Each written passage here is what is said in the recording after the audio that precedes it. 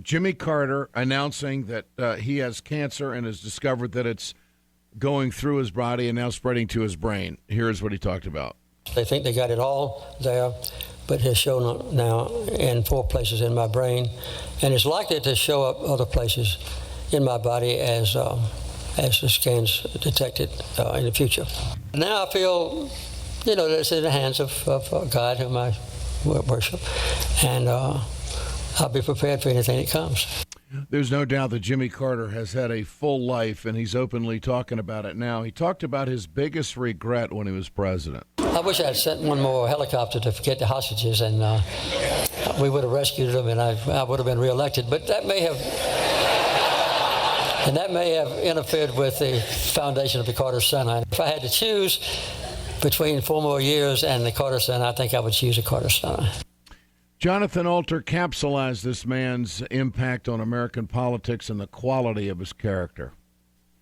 Well, Ed, I'm writing a book about Jimmy Carter. Won't be out for quite a while, but I've spent a lot of time with him this summer. I was actually with my wife at his home in Plains on the day before he told Rosalind about the cancer. He had been carrying around the secret for a couple of weeks. This is a man of extraordinary grace, decency, integrity. He is the un-Trump, to bring our conversation full circle. And even his presidency, I think, has been badly misunderstood. Not to say that he didn't make a lot of mistakes, but the far-sighted quality of his presidency has been missed by most historians.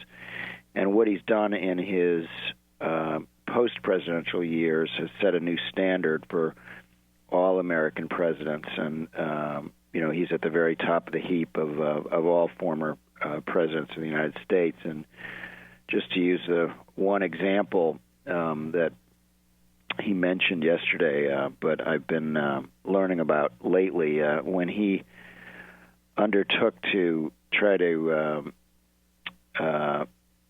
reduce the number of cases of guinea worm disease, which, by the way, if you know the old symbol of medicine, it's a kind of a staff with a serpent wrapped around it. Yep. That's guinea worm. It's not actually a serpent. It's a worm, because it's afflicted the earth for many years. And when he started his efforts, there were 3.6 million cases of guinea worm around the world.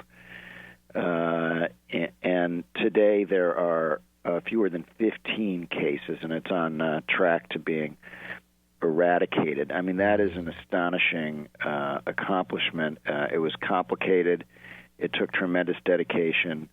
It took visit after visit to countries around the world. He and Rosalind have visited 145 nations, many of them a half dozen or even a dozen times.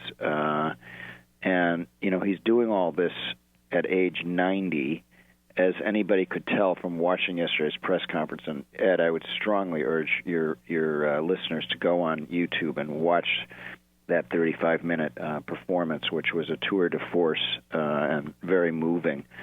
Anybody who watches this man with any kind of an open heart can't come away without great admiration, even if, people have criticisms of certain parts of his presidency. No doubt.